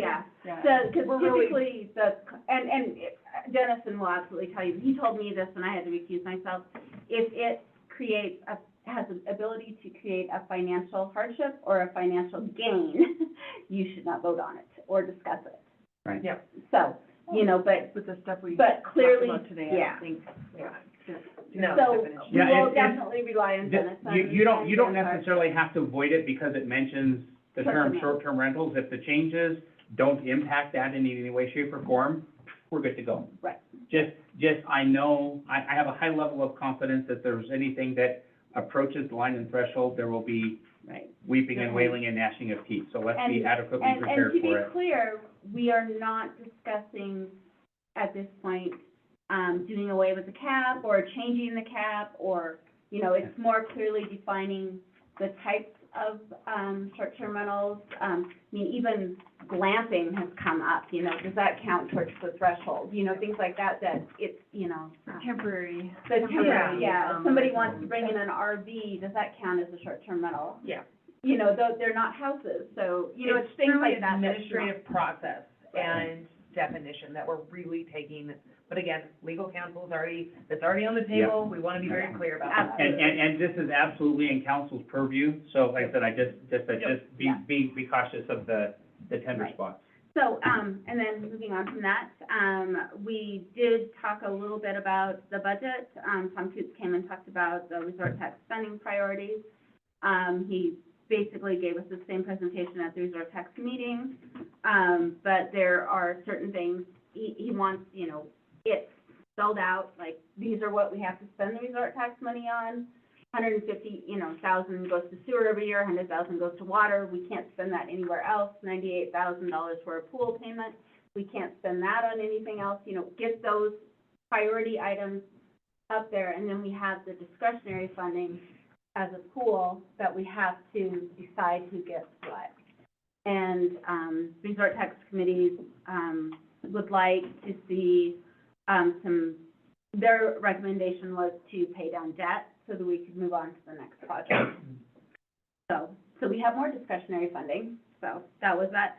And we did have, just a couple things on there for you that we just have because, the renegotiating the fire department contract, and the department head presentations to council. I think Lonnie was hoping that we would be able to, was it in May sometime?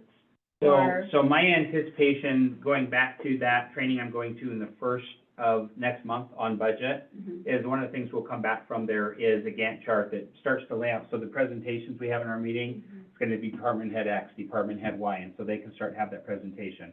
Part of that assignment that has already been given to them that they are working on is their story about this is our service, this is what it costs, and these are what they get. So the example of, the kind of high-profile, arrest that our police department had is one of those things that's a good part of that public outreach and sharing the story about this is crime that is being kept down and kept in check by our police officers doing what our police officers are there to do.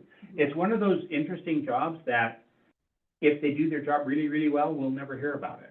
The better they do it, the less we'll hear about it, sort of a thing. And so how do you balance that and deal with that? So each department head is going to be, expected to stand before this council and tell their budget story and what they need and why they need it, and be ready and prepared to answer questions from the council. Right, and I'll just kind of, finish up real quick. Because, we're not getting a lot of support from the Resort Tax Committee on putting this back to the voters to use money for public safety, we are bringing back and putting it on the table, a resolution before council, soon, to, look at, allowing, a petition for the city of Red Lodge to be annexed into the fire department. And with the realization that we need to be honest with people, that if it takes 40% of the property owners to sign it, and it has to be 40% of the value of the properties. And that would annex the city of Red Lodge into Red Lodge Rural Fire Department, and so the city would no longer have to pay for that fire services. We are required by law to provide fire services unless this happens. Unless they're provided by another mechanism. Right, but we have to be honest with people that should this happen, yes, it is going to be, in essence, a property tax increase for you because your cities, will not go down. Your city property taxes will not go down. So my understanding is that there's two mechanisms for that annexation to take place. One is the, what do they call it, everybody signs it? Petition. The petition, which Right. is what I think I heard you describing. It's also something that can go to the voters as well. So there's a couple of alternate paths forward with Right. that. So- And my concern has always been, I'm okay having that conversation, but we have to have an honest conversation. To your Absolutely. point, people have to understand that the 28 mills that's currently what's negotiated for the fire department, and that is subject to change and go to a cash base rather than a mills base. Just because we're no longer responsible for providing fire because it's provided elsewhere, that means there will be an increase in the general fund, which is why it's been pursued a lot, I think, in the past. I hate to try to read Well, minds. it's never happened. But, I mean, it's but never the made it conversation past has come up. I'm not opposed to the conversation, it just needs to be an honest and direct conversation. that. So what, and it was just passed, in the state legislature just a couple of years ago, because Bear Creek annexed themselves into the fire, rural fire. So it, Do you remember which mechanism they used? they used the petition. They went Okay. door to door and got signatures and explained it to people, and they were. houses. Yep. Yeah. No. Come on, there's 30. I know. So, the good thing about the petition is that you're going to the property owners, and the property owners are the ones who are going to pay to protect their property through their taxes. And they have to meet both thresholds. It's 40% of the residents and 40% of the property value. In the, We Yeah. got Tom, so we already got that second part. I just know that, we will be presenting a resolution, and basically that's the first step. Council has to pass a resolution that says, should a petition with 40% of the voters, 40% of the property owners, 40% of the value come before, if it comes forward, we will support it. Does it require a petition, a resolution from the council? Yes, Okay, That's the first step. that's news to me. All right. that's the first step. We have to pass that resolution, so. And, then we're also doing some public outreach for, our change of government vote, in June to form the committee, so people know what they're voting about.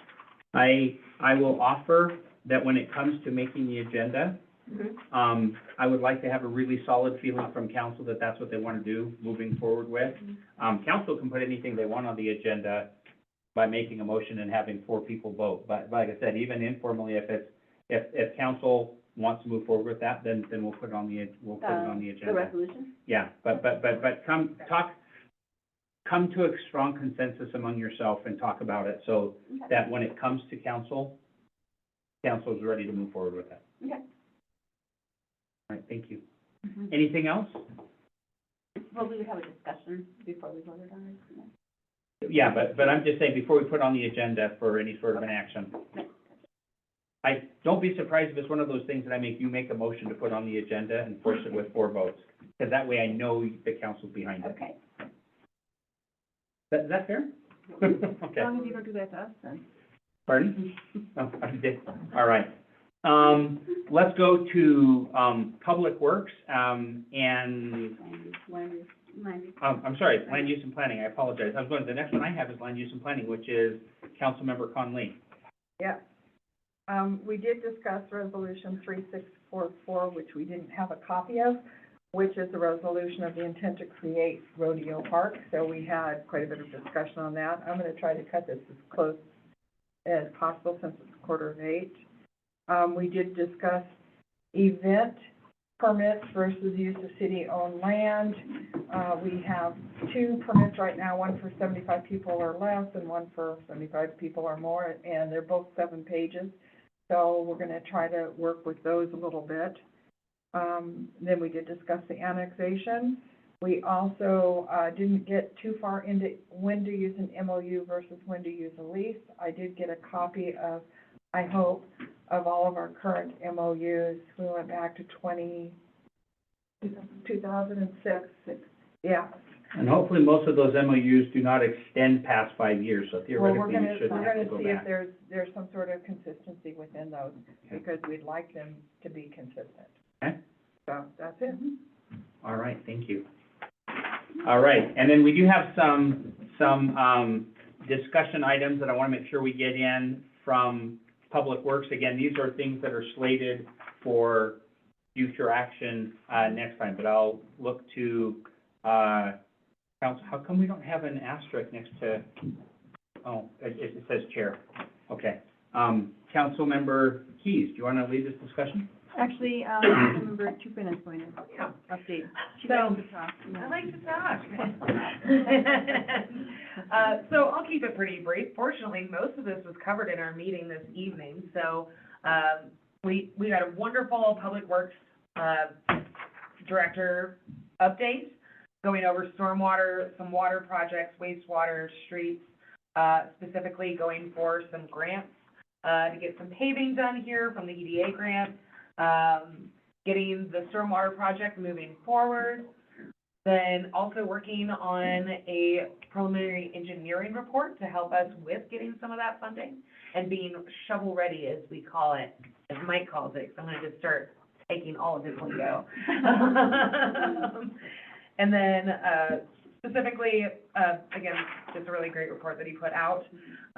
Also investigating the feasibility of acquiring some graders, some rolling, some equipment. So really making good headway in Public Works, and big kudos to the whole team for doing that. Again, the readdressing project we spoke about already, and then resolution for the intent to increase the stormwater charge.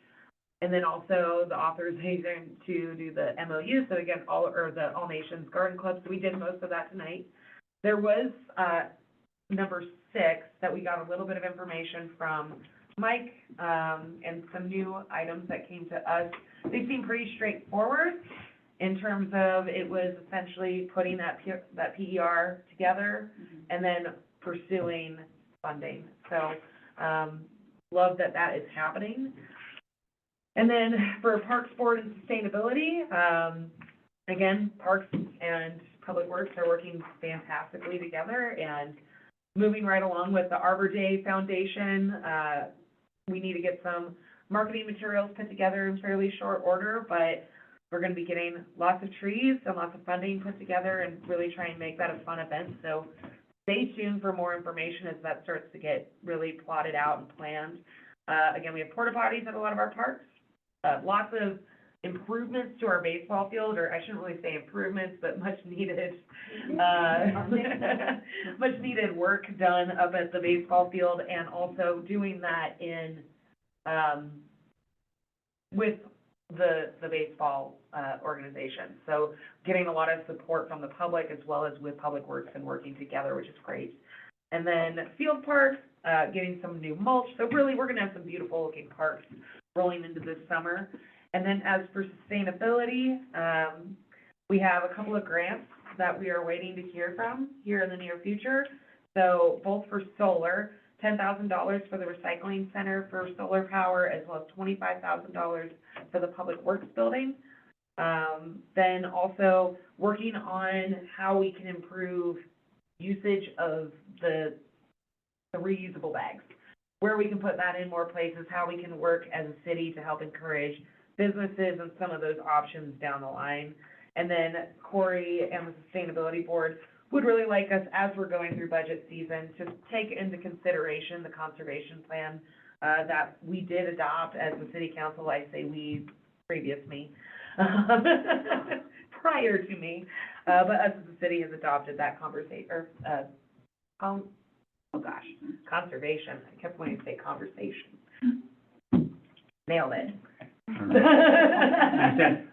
What I would like to do, because, so this resolution 3650 and resolution 3651, which is the PER, they're in the packet this time so that you had a chance to look through those.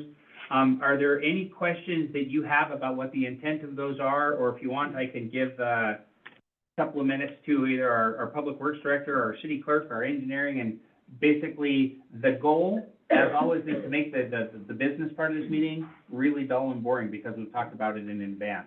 So with that, Mike, why don't I toss it to you and get a 2-minute, why do we want to pass the PER and the PER and the MSTEP application, if you would? Brandon can probably help me out here a little bit, but, Yeah. This year we have an opportunity to apply for multiple planning grants. Part of the reason why Red Lodge has been successful in getting grants is that Jim did a good job of having stuff planned ahead. The PER is the first step of that process. If it's not identified in there, we can't go get grant money for it. So this is our building block to move forward. So it's essential. And that's basically what resolution 3650 is. 51, I think, is just the authorization for the city of Great West to move forward and apply for that grant. So. Are there any I don't- questions I don't from know if council? Yeah, if there's any other questions. Yeah, are there any questions from the table that you guys need to have answered to feel comfortable moving forward with that next week? I'm good. It's pretty straightforward. Yeah, pretty well. All right, thank you guys for your effort on doing Can I that. add a little bit on the timeline, I guess? of Yeah. why Yeah. It's compressed, so the, whole Department of Commerce coming through has been delayed in getting, planning grants out. And I know we went after a planning grant to help fund this, PER for the wastewater. That was unsuccessful, but the city has decided to move forward. Like you mentioned, just trying to facilitate planning and have, shovel-ready projects there, to go after construction grants. And so what has kind of happened, and I think Chad will be here ninth, the ninth, to do a presentation on the PER, and the findings of it. So what are the recommendations, what are the costs, what is the funding scenarios? Those are the 3 main things that are identified in the PER. And it is imperative that the council makes action on, it's on action for the 14th, because the RRGL grant is due on the 15th. So we will have that ready. If you decide to move forward with it, we will hit send the next day. The MSTEP grant there, 3651, is due May 23rd, so there's a little bit of time there, but that's kind of where we're at, and these are going after the construction grant portions for that project, so what's identified in the PER. And that's the question, if you have any questions, ask them now, so we have 2 weeks to research them. Could we move it up to the 30th so that he doesn't have to worry about? The concern, because we had talked about doing it at the 30th, the concern had to do with that public presentation, which was originally going to be the 30th, but it has a public notice that has to go out. Correct me if I'm speaking out of turn. Yeah, and that's all that the one on the 9th is, it's a public hearing on the PER. It's not a scheduled council meeting or anything. Yeah, It's just a. but it has to occur before we do our action, Correct, Okay. yes, which that's why it's on the 9th, and then the action will be on the 14th. which is why we're not doing it on the 30th. Are we expected to be at that? It's recommended. Council is not expected, but you're supposed to be familiar with it, so that might be the easiest way to be familiar with it. On the 9th? 5:30. Say again? 5:30. 5:30 on the 9th. On this, Here? yeah. Yes. Will that be the regular council link that we will use for that meeting for public attendance, I suppose? Yeah, we can use it. Okay. Again, that's more of a presentation, it's not no decision. We can do it from other rooms, is that what you're saying? Yeah, well, yeah, bring popcorn, enjoy. Oh, All right, Lonnie, do you have anything else you want to add to that discussion? Yeah. All right. We have some financial, reports that were included in updates. There is also, some correspondence that was received last week after the packets went out. It was, anonymous, but we still went ahead and included that in. You all have a copy of that. At this point, what I'm gonna do is open up the meeting for public comment. So this is the chance for the public to address the council, on any item, not even on the agenda. This is just a chance to rise and speak and be heard. And I'll go ahead and open the public hearing. Please step up to the podium, state your name, and I'll start the little timer and we'll go from there. Beth Hutchinson, 219 West 12th. I have 2 points. Number one, I would really like to see the city formally bank sewer capacity for low workforce, moderate income housing, and have it be totally safe, because we recently allowed, I believe it was 72 upper income places to use up sewer capacity. And if we aren't thinking about it, we could add another high income capacity. And I'd like to see us bank looking what we need right now, which is a great deal number-wise, and keep enhancing that. And the other thing has to do with parks. I hope that you're following the current Supreme Court case for Grant Pass. Yeah, because either we plan ahead to accommodate something depending on how it turns out, or we're gonna end up with a mess. And I think we're attractive. And I really don't want to explain more for political reasons. Yeah, So it's basically having to do with public camping and within the streets and things along that agenda. well, as long as you broke the ice, how about the dog park with nice bathrooms? For the dogs? Thank you, Beth. Other public comment, going to the chamber first? All right, anyone online who'd like to make public comment, turn on your camera or come off mute so we can see that you're interested. Go ahead, Angie, you're up. You're still on mute, there you go. Hi, Angie Hazel-Swart, 301 South Hagen. I have 2 comments. The first one is about making the fireworks legal in town for a short period of time on 4th of July. I don't know what the state laws are about fireworks, but my thought is, last year I sat on my front porch and watched the fireworks, and I could, before the official fireworks started, I could see up the canyon, and there were some pretty large mortars going off. They weren't as big as, I'll call them the professional ones we do, but they were big, and I don't know if that is legal within the state. So my thought is making it legal for a time period going to encourage people to bring bigger fireworks, not just their bottle rockets and things, into town? And if that is the case, maybe there should be a kind of a size restriction on that open time for fireworks. I don't know what the state limitations are. Maybe it's already covered in that.